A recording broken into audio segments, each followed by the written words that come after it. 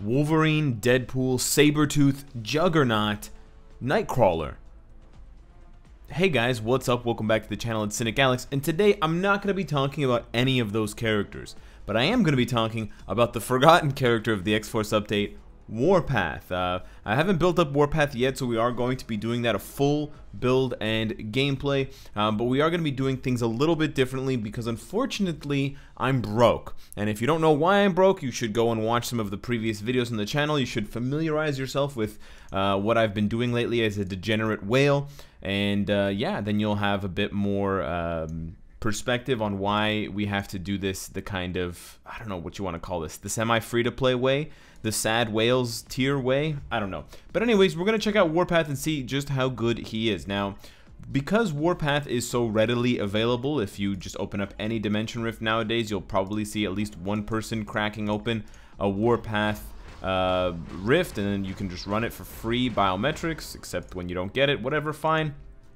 Since he's so easy to get, I highly recommend that you just grind him out the normal way. It may take a long time, but you're going to want to do rifts anyways every single day to get, you know, dimension debris, comic cards, gear up kit, or uniform upgrade kits. So there's so many other reasons to do them anyways, but if you like what you see in what I'm about to show you from Warpath, then maybe you can speed up your acquisition of him. But we're essentially just going to be using rank up tickets here to get him from 1 star all the way up to 6 stars. Normally I like to save these for a bit more premium characters, but in Warpath's case I don't want to basically leave him in the wind for weeks at a time, but I still have to wait a little bit, a few days before I get him to tier 2. So if he takes a big jump at tier 2, we will do a follow-up video detailing that, but for now we're just going to go to kind of tier 1 gear 20, and the reason for that is basically I don't have any tier 2 tickets. That's right. I am going to get a tier 2 ticket in a few days from the Fantastic Four login in about 4 days, and I'm going to get one in 2 days from the regular monthly login, but that is just kind of the situation I find myself in, and I don't have the resources. I absolutely do not have the resources to get his tier 2 up without those tickets. I don't have any feathers, and I need them all for Wolverine's uniform and Deadpool's uniform, and I am severely lacking Mcron crystals, which I also need for Wolverine's type enhancement, and for other things as well. But we do have other tickets, so we're going to use these for the mastery. These are of course the best ones. I think if you have the resources available to you and you're not stretching yourself too thin, you should consider building up Warpath to at least what I'm doing now, which is oh no, I don't have any more, which is at least you know, gear 15, level 60, 6 stars, 6-star mastery, because of the bonus missions. Of course, the bonus missions giving you pretty awesome rewards. They give you Mcron shards, they give you boost points, and most importantly, they give you 100 uniform XP chips, the 2-star and 3-star variety, or level 2 and level 3. So actually really worthwhile just to level up a character. You actually don't even need to take him past level 1, but with the new Shadowland, you probably do want to take him past level 1, and I'm gonna make a follow-up video for those of you that are wondering about Shadowland. I've been steadily gathering feedback from players who have invested their time in it, so please, if you spent time in Shadowland, in the new Shadowland beyond stage 30, if you've gotten to stage 40 or 50 or 60 or 70 or 80, send me your rewards, whether you post them in a YouTube comment, whether you direct message me on Discord. You don't need to join my Discord to direct message me. Whether you message me on Twitter, any kind of way that you do that would be appreciated. So we're just under 10,000 physical attack. Okay, let's start with the gears now. Let's get these up to 15. And I have 160 biometrics left over that I've collected through grinding for the past little while. I've been pretty aggressive trying to grind his bios up to get them in a place where I can upgrade some of his gears. In terms of upgrading his gears, the ignored defense is really nice on the first gear. All defense and skill cooldown is nice on the second gear. This one's kind of bad, and then this one is also kind of bad. So I would probably go for 1 first, and then 2. I did a bit of an experimentation up using the regular upgrade button down here instead of using the auto upgrade button. It seems to be roughly the same. I don't know if you guys have had differences, massive differences, but I spent about 357 bios, getting Sabretooth from gear 15 to gear 20 on all 4 of his gears, using that regular upgrade method rather than using the auto upgrade, which is generally around the average anyways. I usually say you need about 350 biometrics to get a character gear maxed out. Now, of course, sometimes this is going to be less. I've heard people going as low as like 250 if they're insanely lucky, but I've also had people going higher than 300, 400, 450. So there's definitely, of course, always a spectrum to that. But now we're going to actually upgrade this one because I'm going to get more skill cooldown than if I upgraded this one. So you can keep that in mind as a little tip in case you don't have a lot of skill cooldown from your cards. He doesn't have the best gear options, I'll be honest. But hopefully we can make it work because he has a lot of base stats.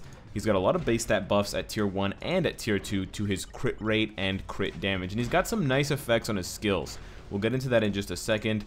But let's see how far we can make these last 45 or so bios stretch. Maybe we can get one more upgrade. No. Okay, so we almost finished 2 gears with 160 bios. So again, that's right around where you expect it to be. 160 times 2 would be 320. I'm almost done this one, so about another 30 bios. And again, you're hitting about 350 bios. Let's see where we're at with the stats. We're almost capped, which is amazing, but the ignore defense is really bad. He does have the leadership tag, which is interesting, so he should be a nice combo with White Fox if you do want to do that. But you can see his crit rate is already quite high because of Warrior's Spirit. He's getting a flat 20% crit rate increase in addition to the all defense super armor. I don't have him tier 2 yet, but of course Apache Magic, when you tier 2 him, is going to give him an additional 25% crit damage. So it'll actually be really easy to cap, even though he doesn't have a uniform, to cap both his crit damage and his crit rate. You may still need to give him an obelisk that has one or both, but it's actually quite nice from an offensive point of view because it means you can build him defensively. And I don't necessarily think that defense is the best way to build him. He may just be like a Shadowland early clear with a damage proc, or an Alliance Conquest character with, like, you know, at most a CTP of authority if you're super whale, super crazy, but more likely than not just like, you know, any kind of invincibility obelisk with some max HP or something like that to build up his tankiness. In my case, I'm just going to go with a double ignore dodge 160. I'm going to try to mitigate some of the dodge that he's going to experience by being tier 1 in the following gameplay tests. And then a 160 proc is just pretty nice. I don't think this is the best obelisk for him, but it's cute. It'll work, and it'll give him some function if I run into a Shadowland level with high dodge that I can actually use him in, like a Spider Rumble or something like that, as long as he doesn't get webbed up. And we'll kind of see how good he is for dodging status effects when we actually play with him. For the ISO 8 set, I do recommend Power of Angry Hulk. He doesn't have attack speed buffs, and he probably needs to have max attack speed, judging by his animation. So we are kind of working with a suboptimal build compared to what the kind of best one would be, but it's not that bad, and you'll make it work if you really like Warpath. And if not, you can settle for something like this. You could even actually settle for Hawk's Eye as well, because he only has one stat, and it's a second stat, it's not a first stat, with skill cooldown. So he doesn't get much skill cooldown from his gears. You could definitely make that work. Is it the ideal set for him? No, but again, if you're running low on gold and you just need to get something settled for Warpath, you want to build him up somewhat, that's probably... Did I make a mistake? No. That's probably not a bad idea. For some reason, I thought I needed 3. I was thinking of Power of Angry Hulk. I was like, I need 3 Chaos, and I only have 3 spots left. I don't need 3 Chaos. I only need 2. For those of you very quickly wondering how I get so many chaotic ISO 8, Jesus, I could not remember the word. You got to build them up. I build them up from 3 stars. I find the 3-star ones that have good stats, and I build them up. I only pick HP, and then energy attack, physical attack, or the coveted all attack. Those are, of course, the best ones you can hope for. And that's basically the only way to do it. You don't get a lot of chaotics.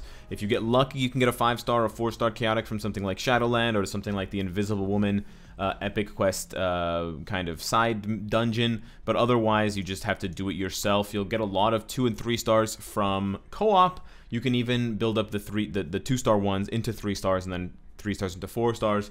In that case, just keep them all because you're going to need garbage ones to combine with good ones in order to get there, because you don't want to end up combining a bunch of good ones and then only having half as many at the next stage, because the goal is to get up to 6 stars. So we've got a stage 5 overdrive bonus. With that crit rate and crit damage, you can see he's already so close to the cap on crit rate.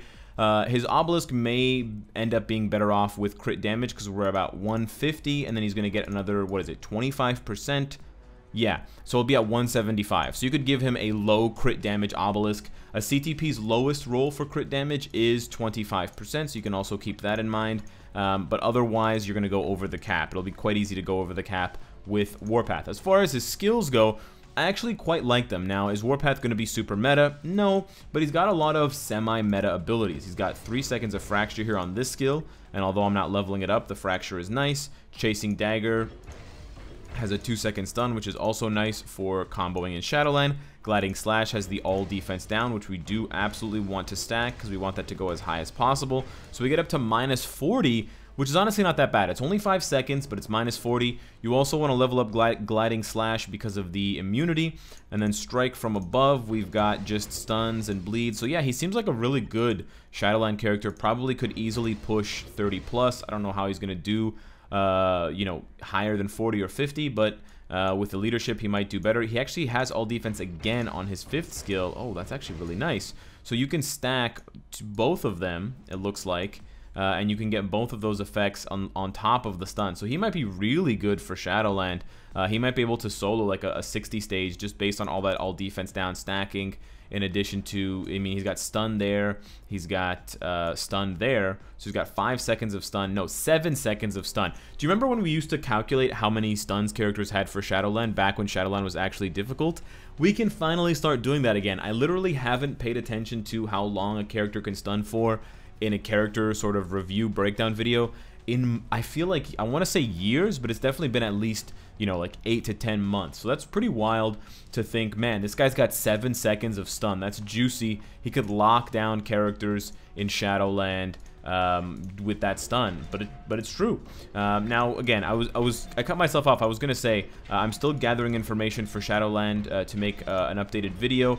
I'm not only wanting to make a video about the strategies for Shadowland, I also want to make a video addressing the rewards, because a lot of players have questioned the rewards. Some players are happy with them, some players are kind of dissatisfied but kind of satisfied with them, if that makes sense. Like they're good enough, and the actual fun of playing Shadowland outweighs the kind of so-so rewards. But then on the other hand, you do have quite a vocal number of players who have reached out to me, at least saying that, you know, I got up to stage 50. Seriously? I got up to stage 50 or 60 and I got these rewards, and you know, I had fun, but I really wish the rewards were better. And that's a situation that you really don't want. You don't... Are you serious? I failed twice at 2 stars? That's incredible. I'm shocked. You don't really want character or players to feel as though they haven't really... What is going on right now? I'm not streaming. Stop giving me this garbage luck. You don't want players to feel as though they've wasted their time with a game mode. And I'm not saying that Shadowland is a waste of time like Shadowland Plus, but when you pull only 4-star cards or only 4-star obelisks or only 4-star, you know, the enhanced ISO, these ones, if you only pull these ones, that's like a timeline battle participation reward. You don't even pay attention when you get these anymore. I mean, it's nice to get them, but at least if you were going to get them from Shadowland Plus, instead of just getting 1 out of a box, if you got like 100, then that would kind of feel good, because you know that you can use these to enhance your regular ISO and you can save a bunch of gold. Because if you don't know, if you quick enhance with 1 stars, even though I have 17,000 of them, it's costing me 400,000 gold. Now if I had 4 stars, it's only going to cost me 47,000 gold. Now I'm using up all 10, so I actually need more than 10, but you can see the colossal difference in the amount of gold used. If I used 5 stars, I can get it all the way to max with only 30,000 gold. So this is one way of saving literally millions of gold for just upgrading a few chaotic ISO 8 from 5-star to 6-star. So if they did that, if they changed those Shadowland rewards, I don't want to get too off track here, but if they did that, it would be a very easy way of basically giving players more gold, if you kind of look at it that way. But anyways, we finished our build of Warpath. We are now rank 1500, which is kind of sad that no one's building up Warpath. We are tier 1, so we're not going to expect, you know, him to move mountains. But let's jump in. I've never played with this character before. Let's jump in. We had, oh, it's Proxima today. Okay. Let's try like a, I don't know, a stage 5 Proxima. I had some people getting on my case that stage 1 Thanos is a little bit too easy. So, okay, we're going to test out a tier 1 character with an obelisk, not a CTP, against a tier, or against a stage 5. This time around, stage 5 Proxima instead of stage 1. But we're going to go ahead and we're going to use Beast as well as Warpath. And then in a couple days, if he's worthwhile, we'll definitely go ahead. Nope, not you, Hogan. We'll definitely go ahead and take him to tier 2. For the strikers, we just, again, want to go with something pretty straightforward. That's a little bit too strong. He may actually need the heal, so let's sub him out and just do this and this. I think that's pretty much fair enough. Actually, Pimtron might be too strong. Let's go with this. We just want him to survive long enough to actually do damage. And if I was going up against Corvus, I could just do anti-venom and 2 strikers, because he already has about 60% ignore dodge. So we'll have to see if this is too hard. Maybe we'll try like a stage 5 or a stage 10 Corvus. I don't have as much of a window for low level, especially like tier 1. We got the immunity there.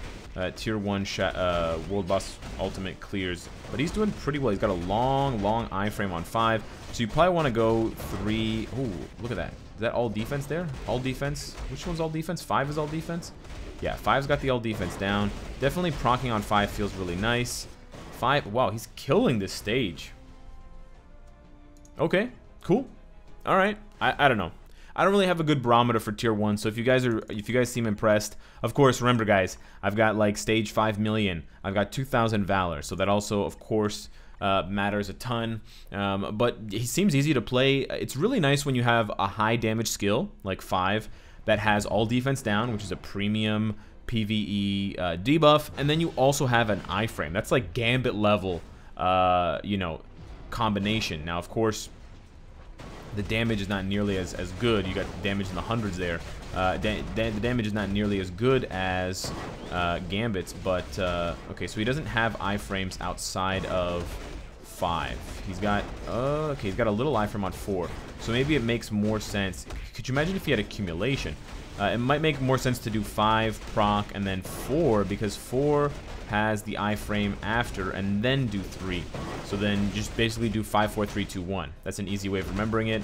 I don't know if there's a skill that can easily proc his obelisk or proc his CTP kind of to wind it up. Oh, I missed the proc there. But he's got kind of bursts of damage. It's nice. The 4th skill, yeah. You know what? With max attack speed, you'll be able to get into the 4th skill iframe so fast that it'll basically feel like his 4th skill is an iframe right away. Because there is a jump there at the beginning of the 4th skill that isn't an iframe, but you're seeing that... Oh, no, I need to switch. You're seeing that jump at the beginning of his 4th skill because my attack speed is only 115%. You may not even notice the jump if he's at, you know, 130%. All right, let's see what we got here. But yeah, it's full iframe here, nice damage. No proc there though. Okay. Oh, I was supposed to do 3 first. Delay that a little bit. Try to get the proc to land. It's not bad. I don't know. It's not bad. Oh, we gotta run. Okay. He doesn't have damage reduction or any healing, so it'll probably be difficult to keep him alive. That damage was not that good. It'll probably be difficult to keep him alive at harder stages, so you're going to have to play really expertly, or you're going to have to heal a lot and kind of run around a lot. But the 5 seconds of immunity are nice. If you had accumulation on those 5 seconds, that would be even juicier.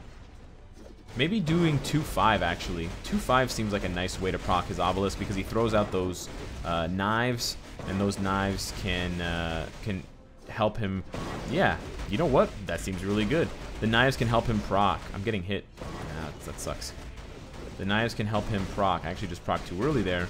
Oh, he did the 5 skill on the team up. Nice. So he's grinding this out. Stage 10. It's not bad. Tier 1 Warpath. Everybody's pooping on this guy, but he's actually pooping on Proxima. He's pretty good. I mean, he's... Oh, I'm stunned. He's kind of fun to play. Oh, I'm stunned again. Okay. Proc my obelisk way too early, so we're just going to kind of try to dodge here. Just do 2-5 here. Try to get the proc back on target. No, we didn't get it. Okay, fine. Oh, I'm in trouble. Nope, I'm not in trouble. I lied. I thought she was gonna do the, oh, ow, that hurt. I need those heals. Give me those heals, sir. 5th skill, team up. What's up? Back-to-back 5s. Okay. You know what? The 2 skill, it doesn't have an iframe, but... the 2 skill doesn't have an iframe, but it's almost like an iframe because you get to disengage from the enemy by jumping back. If you check that out, he kind of just jumps back, so it's actually really nice for dodging. So you can absolutely use that to your advantage by, you know, if you can anticipate that kind of attack coming your way. He might be dead here, but that's okay. I want to try a different boss anyways. He can absolutely do a stage 10. I'm a little bit out of touch with tier 1 clears for... Let's try a stage 20. This might be too high, but let's try a stage 20. We've got these bonuses. We've got, let's just double check. He's got 60% ignore dodge. Yeah, 59%. Wow, that's basically 60. And then we're gonna go with just 2 ignore dodge strikers, and we're actually gonna go with... We gotta go all the way to the... we want the weak ones. We don't want the super strong ones, so we're just gonna pick you 2. Yeah, these are probably the 2 weakest strikers I have. And so we've got just the heals. Stage 20. Corvus has the lowest defenses, so you get the most out of those all defense downs. But it seems like a decent PvE character, a decent Shadowland character to possibly a good Shadowland character with 7 seconds of stun. You can basically completely stun lock your enemies. We're going to do 5 here into 2, and I really like that instant iframe on 5. We did not proc the obelisk, which is super sad, but that's okay. The good thing is that he doesn't have any self buffs on any of his other skills in terms of, you know, all attack, all defense, things like that. So you don't have to worry about having to proc a particular skill or having to trigger a particular skill before your proc in order to get... oh, I got bled. I got bled again. That's no good. So the damage is a little bit worse, but we've missed all of our procs, but it's still pretty bad. I guess the... I'm doing 2 too often. I guess the strikers were doing more damage than I anticipated against Proxima. That's kind of what I'm seeing, because these strikers are obviously way worse against Corvus. They just do like no damage. So perhaps that was inflating his damage a little bit. They were tier 2, but I'm getting bled, which is garbage. I don't want to get frozen. I got frozen. Okay. Alright, dude. What are we doing here? Got my instant iframe. That damage is really bad. Maybe 20 is just too high. Maybe that's the problem. Maybe it's not the strikers. Maybe it's just... Oh, I'm dead. Okay. So, pretty good. He survives decently well. I mean, I made some mistakes. I could have dodged some of those attacks. Maybe 20 is too high. Maybe 10 is the top, is the max for tier 1 characters. But I'm not unimpressed with Warpath. I think taking him to tier 2, you will see a nice bump because he's got the skill damage, bonus damage, plus that guaranteed crit rate, so he's going to crit a lot more. So I think with that being said, you probably want to max out his crit damage first. Upon further kind of thought about it, getting his crit damage to 200%, because you're going to be critting more because of the guaranteed crit, even if you only have like 40 or 50% crit rate. On top of that, you'll have 30% guaranteed that you know, re-rolls whenever you miss. So having your crit damage maxed out in that case would actually be a little bit better. But that is the first kind of impression slash look slash gameplay of Warpath. Probably not going to be too great for PvE. If he had more Fracture, I would say yes. If we had more characters that were a threat with elasticity, because he removes elasticity with basically every single skill, then that would be the case. And if you don't know what elasticity is, maybe I'll make a video about it later on and discuss some of the theory behind it and what we can do to make it more worthwhile. Let me know if you want to see that kind of video. Let me know about your Shadowland rewards from Shadowland Plus. And of course, if you like what you see, I hope to see you again tomorrow. Take care.